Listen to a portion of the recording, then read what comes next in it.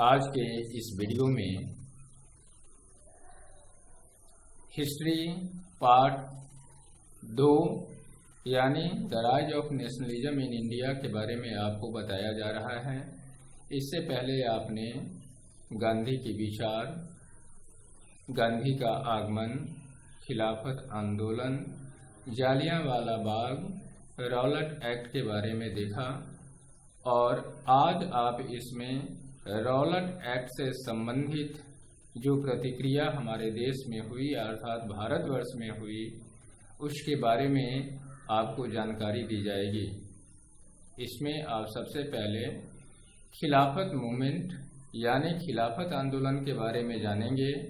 फिर उसके पश्चात नॉन कोऑपरेशन मूवमेंट की शुरुआत कैसे हुई, किस प्रकार से हुई, इसके लक्ष्य क्या क्या थे, इसके फंक्शंस क्या क्या थे, इसके बारे में आपको जानकारी दी जाएगी। साथ ही साथ डिफरेंट लोगों के स्टैंड्स क्या थे इस क्रांति के संदर्भ में, इसके बारे में भी आपको जानकारी दी जाएगी। तो आइए शुरुआत करते हैं खिलाफत मूवमेंट से।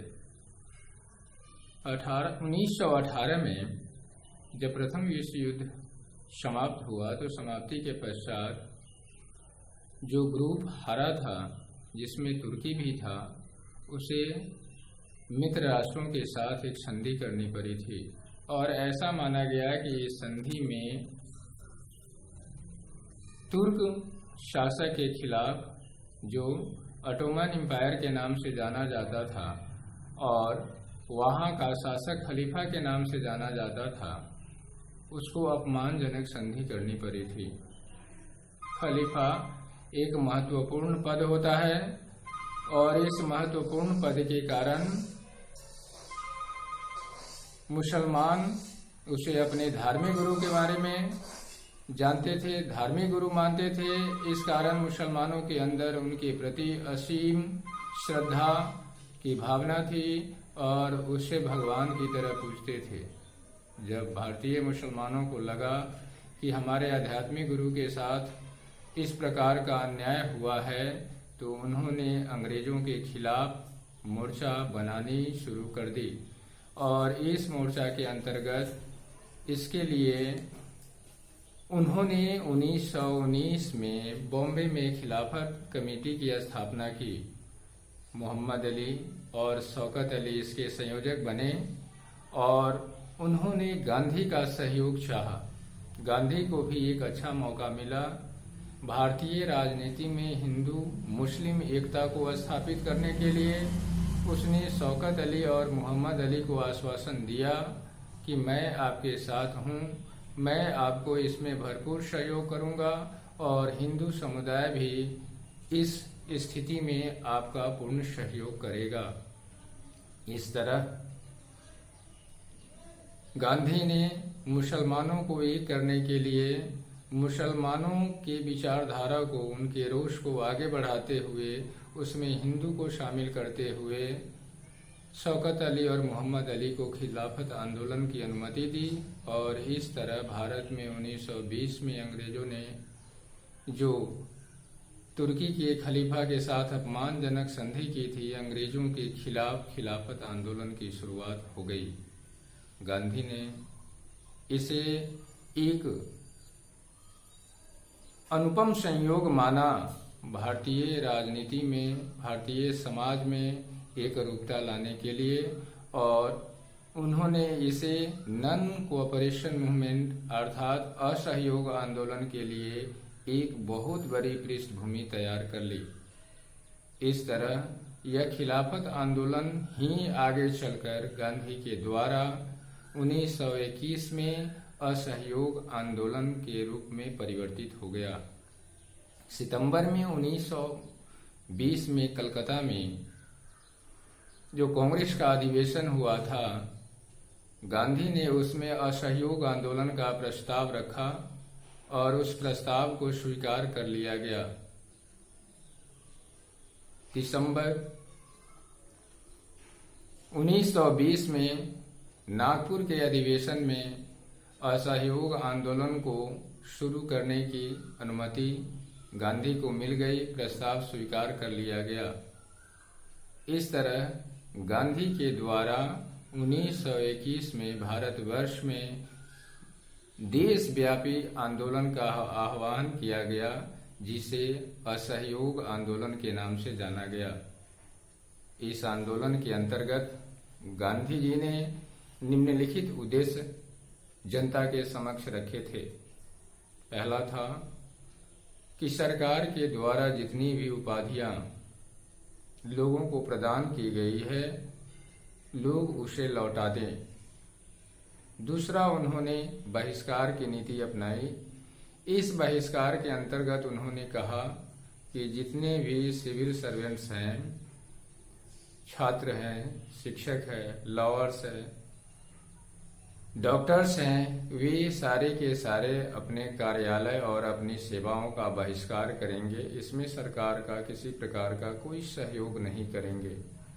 साथ ही साथ स्वदेशी अपनाएंगे लोग, विदेशी वस्तुओं का बहिष्कार करेंगे। बहिष्कार करने के क्रम में और क्या किया जाएगा, इसे असहयोग आंदोलन के फंक्शंस यानी कार्यक्रम के रूप में आगे उसे बताया जाएगा आपको। और इस तरह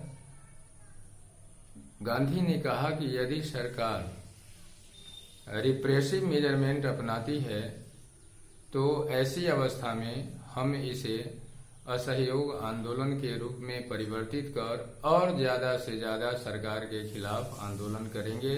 लेकिन हमारा आंदोलन अहिंसात्मक होगा, इसमें कहीं से हिंसा की किसी प्रकार की कोई गुंजाइश नहीं है। असहयोग आंदोलन को लेकर कांग्रेस के अंदर दो विचारधारा थी। एक विचारधारा यह थी कि गांधी के द्वारा जो यह असहयोग की बात की जा रही है, इस समय उचित नहीं है। ऐसा करके हम अपने राजनीतिक अधिकार को खो देंगे और हम आगे धीरे धीरे क्रमशः संवैधानिक प्रजातंत्र की ओर बढ़ रहे हैं, इसमें रुकावट आएगी। साथ ही साथ बड़े पैमाने पर जब आंदोलन होगा तो जनता को रोकना मुश्किल होगा और यह आंदोलन उग्र रूप ले लेगा। लेकिन द्वै विचारधारा चलने के बावजूद भी गांधी की विचारधारा हावी रही और अंततः गांधी को असहयोग आंदोलन की शुरुआत करने की इजाजत मिली। और जैसे जैसे खिलाफत आंदोलन मध्यम पड़ता गया, मंद पड़ता गया, इसमें कमी आती गई, उसे धीरे धीरे असहयोग आंदोलन के रूप में परिवर्तित करते हुए 1921 में गांधी जी के द्वारा असहयोग आंदोलन की शुरुआत की गई। इसके अंतर्गत जो कार्यक्रम निर्धारित किए गए थे वह थे कि लोग प्रदर्शन करेंगे, वे दुकानों के बाहर धरना डालेंगे, दुकान के गेट को जाम करेंगे। ऐसे दुकान जहां पर शराब बिकती हो, विदेशी वस्तुएं बिकती हो, इन दुकानों को खोलने की इजाजत वे नहीं देंगे। हर जगह जनता के सेंटिमेंट्स को उभारने का प्रयास करेंगे। इस आंदोलन को देशव्यापी बनाने का प्रयास किया जाएगा। साथ ही साथ जनता को अहिंसात्मक तरीके से इस आंदोलन को देशव्यापी बनाने के लिए प्रेरित किया जाएगा। छात्र कॉलेज का, स्कूल का बहिष्कार करेंगे। शिक्षक भी इसी तरह अपने से संबंधित सेवाओं का बहिष्कार करेंगे। डॉक्टर्स, लॉयर्स, बिजनेसमैन, उद्योगपति इसी तरह से अपनी अपनी सेवाओं का बहिष्कार करेंगे। धीरे धीरे यह आंदोलन उग्र पकड़ता गया, लेकिन जैसे जैसे समय बीतता गया लोगों को लगा कि नहीं, इससे हमारा कुछ होने वाला नहीं है। इसलिए धीरे धीरे इस कार्यक्रम के तहत स्वदेशी अपनाने पर जो जोर दिया गया था वह उतना विकसित नहीं हो पाया जितना अनुमान लगाया गया था।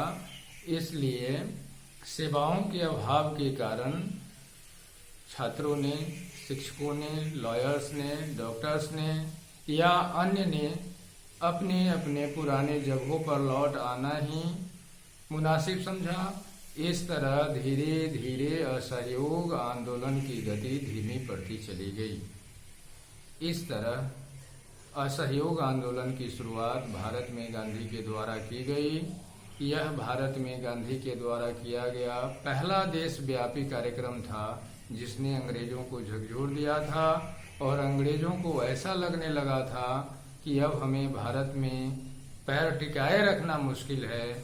उसी दौरान कुछ ऐसी घटना घटती है भारतवर्ष में जो असहयोग आंदोलन को स्थगित करने पर गांधी को विवश करती है और उसके बाद अंग्रेज सचेत हो जाता है।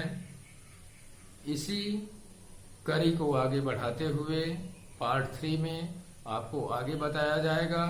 उम्मीद है कि आप इन बिंदुओं को अच्छी तरह सुनकर मनन करेंगे, स्मरण करेंगे और अपनी जानकारी को पुष्ट करेंगे। धन्यवाद।